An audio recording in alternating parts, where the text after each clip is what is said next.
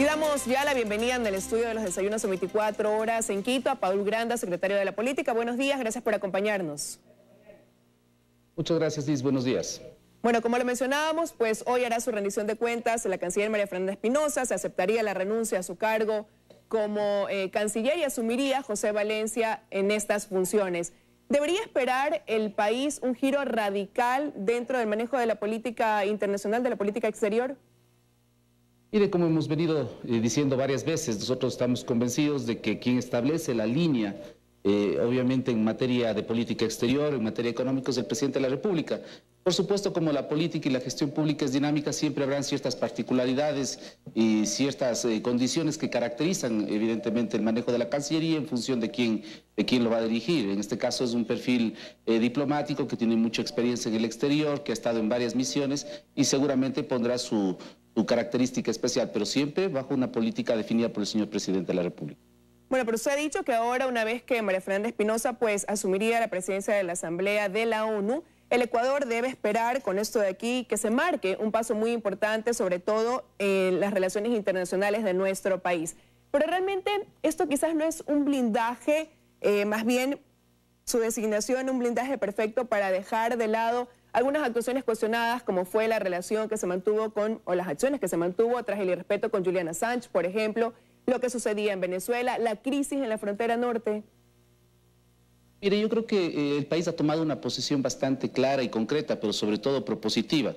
El caso venezolano, el presidente, como usted conoce, tuvo una posición muy puntual, el de convocar a que se promueva una consulta popular, un referéndum en Venezuela, que sea el propio pueblo venezolano en respeto a sus soberanías, a través de la voluntad popular, quien defina obviamente el camino a seguir. Yo creo que esto es importante decir.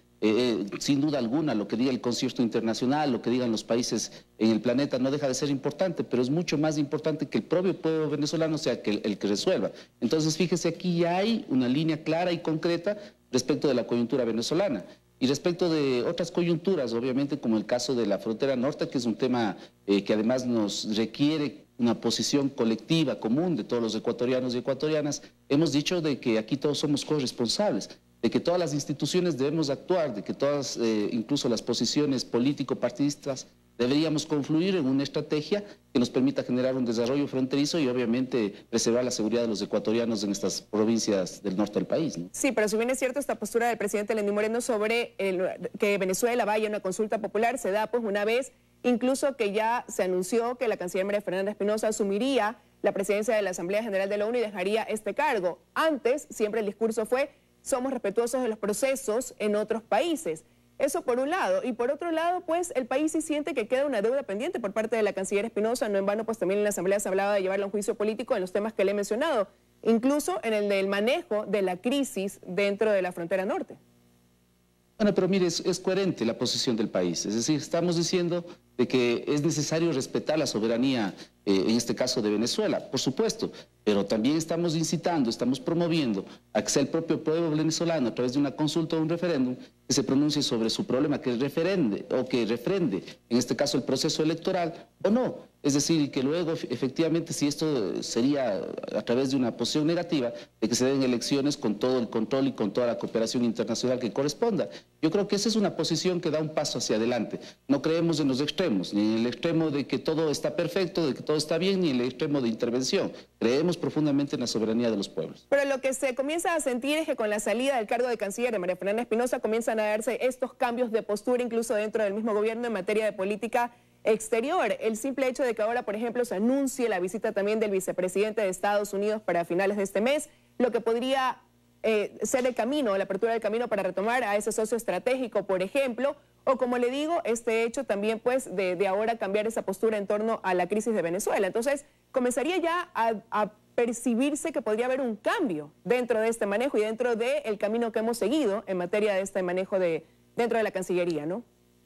Como le digo, Liz, es decir, hay una política establecida por quien lidera, en este caso el gobierno, que es el presidente Lenín Moreno. Por supuesto, habrán matices, habrán cambios. La política no solamente a nivel nacional, sino a nivel internacional es dinámica. Los acontecimientos y las realidades actuales de Venezuela, el post proceso electoral, sin duda alguna, no son las mismas que hace 2 o 3 meses. Entonces, por supuesto, el país tiene que irse adaptando a esas dinámicas y a esa transformación que se vive. Si la sociedad sería estática, digamos, seguramente no habría necesidad de ir ajustando las políticas y las posiciones, en este caso el gobierno. Hoy tenemos una situación distinta y el Ecuador tiene una posición proactiva respecto a este tema. Bueno, hay mucha expectativa en torno, pues, al manejo, a la conducción política que lleve el nuevo canciller. Ahora, en otro tema, señor ministro, pues, bueno, se ha anunciado el regreso del perito Mesa dentro de lo que tiene que ver con el caso de la muerte del general Gabela, sobre todo cuando se ha anunciado, pues, y se conoce que ha desaparecido parte importante del informe completo que conlleva este caso. Y ahí hay cierta confusión. Quisiera saber si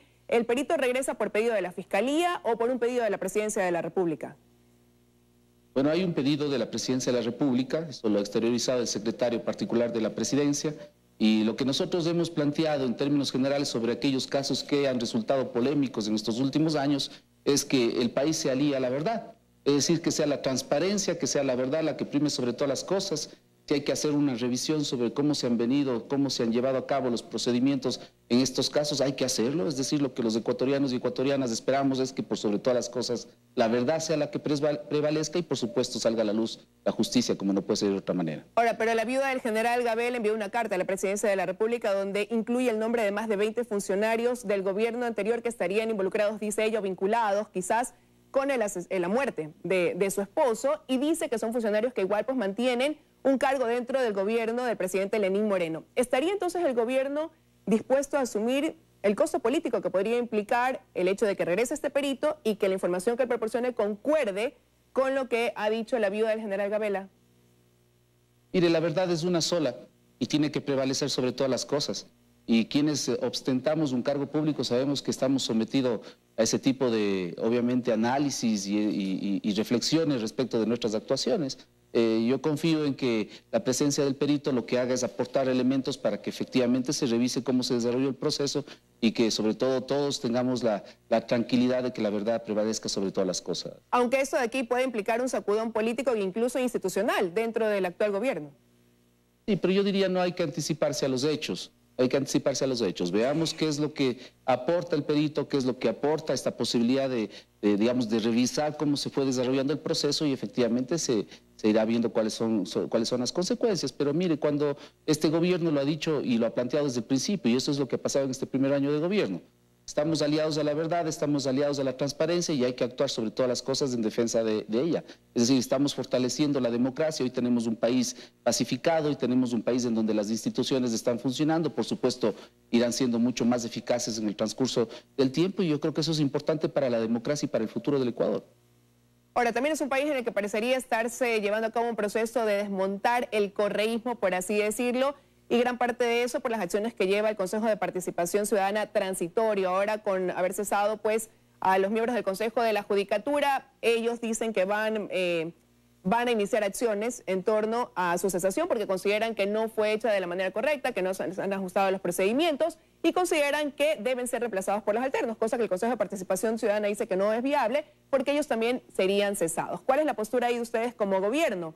Por un lado, también está esta posición en la Asamblea de dar paso a un juicio político a Gustavo Yalc que no logra concretarse. Ahí como gobierno, ¿respaldan ustedes las acciones del Consejo de Participación Ciudadana Transitorio 100% o consideran que quizás pues se ha afectado en la institucionalidad del país con los hechos recientes?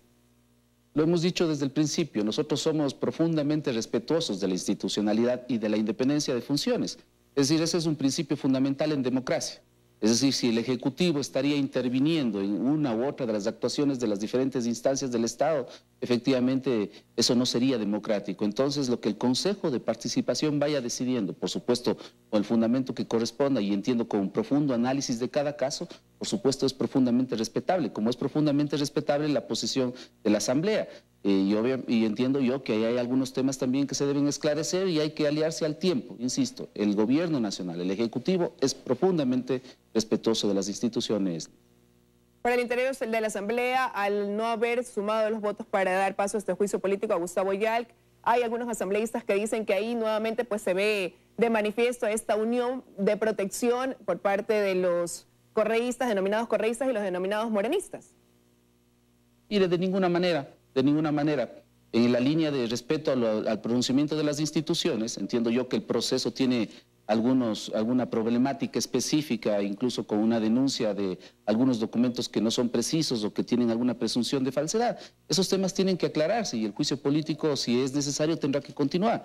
Que las instituciones actúen, Liz, con absoluta libertad.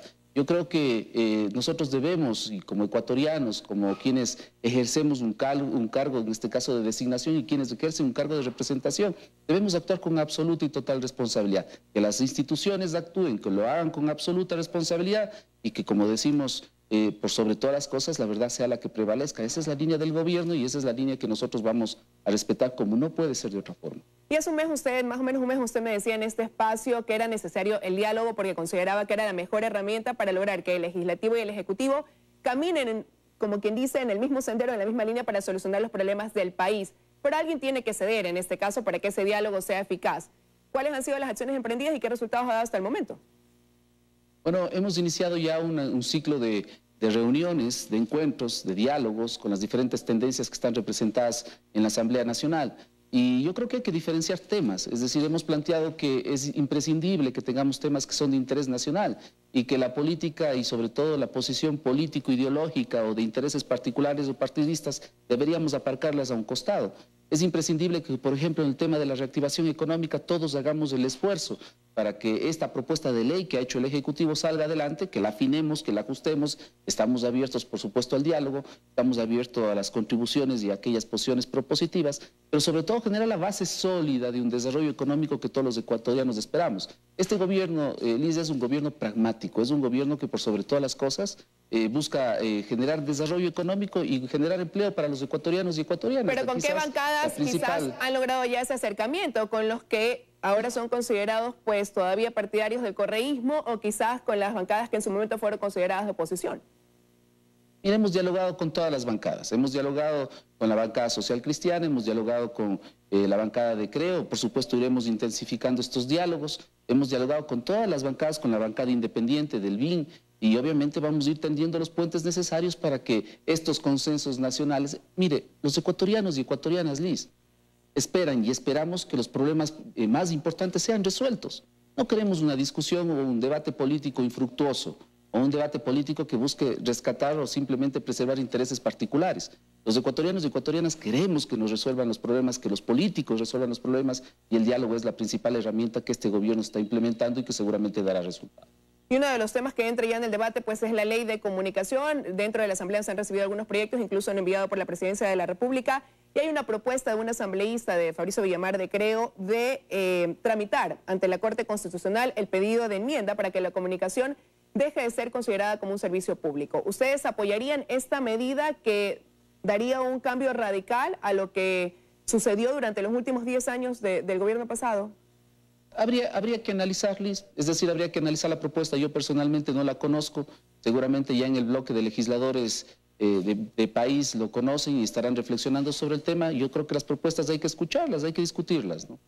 Pero sería dejar de lado totalmente lo que, como le digo, se aplicó durante 10 años y darle un nuevo rumbo, quizás acogiendo el pedido de lo que muchos ha venido discutiéndose desde hace años atrás, el hecho de dejar de lado esta ley de comunicación totalmente. Hay algunos partidarios que dicen debería el camino ser la reforma, pero otros que en su mayoría la derogación completa. ¿Ustedes apoyarían entonces? Usted decía y particularizaba de alguna forma lo que representa el diálogo. El diálogo representa el escuchar. El diálogo no solamente representa el plantear una u otra tesis, y ese diálogo debe llevarnos efectivamente a la construcción de propuestas comunes, colectivas. Mire, decía yo al inicio de esta entrevista, la política es dinámica, no solo a nivel internacional, sino a nivel nacional. Hay que entender que cada momento de la sociedad tiene su particularidad. Si esto representa hacer un análisis a profundidad de estos temas relacionados con la comunicación, por supuesto, escuchemos, dialoguemos, construyamos propuestas conjuntas. El gobierno tiene claridad respecto de lo que representa la propuesta de reforma a la ley de comunicación. Creemos que hay que hacer algunos ajustes, ya se ha presentado de manera formal. Creemos que hay que potenciar los derechos ciudadanos respecto al tema de comunicación, pero eso no quiere decir que no tengamos capacidad de escuchar las propuestas de las otras organizaciones políticas y en este caso de los asambleístas, de los legisladores, ¿no? Y ahora, señor ministro, pues el actual gobierno dice que Ecuador se destaca por la lucha contra la corrupción. Dentro de los casos de corrupción que se han evidenciado del gobierno anterior, que han dejado exfuncionarios sentenciados, incluso en prisión, pues, ¿cuál va a ser la estrategia no solamente para que esto quede ahí en una sentencia, sino para que se logre recuperar lo que fue robado? Mire, yo creo que en ese ámbito hay que hacer un esfuerzo interinstitucional, es decir, todos obviamente ver y mostrar los caminos adecuados y generar una estrategia adecuada para la recuperación de esos recursos. Hay países ya en el mundo que han establecido mecanismos precisamente y ya resultados de recuperación de los recursos que han sido producto de hechos y actos de corrupción debidamente comprobados. Yo creo que en eso hay que aliarse, hay que generar un acuerdo, hay que generar un consenso nuevamente y sobre todo estrategias para que esa recuperación se dé. El gobierno nacional, por supuesto, estará liderando este tipo de actuaciones como no puede ser de otra manera y además con una posición inclaudicable. Nosotros vamos a ser duros y hemos dicho, seremos duros contra los actos de corrupción del pasado, del presente y del futuro, como debe ser.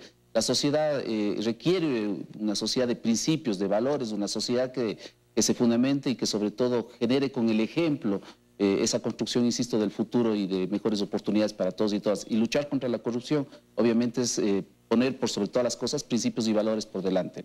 Con ese compromiso cierro la entrevista, señor ministro, agradeciéndole que nos haya acompañado esta mañana aquí en los desayunos de 24 horas. A usted, muchas gracias.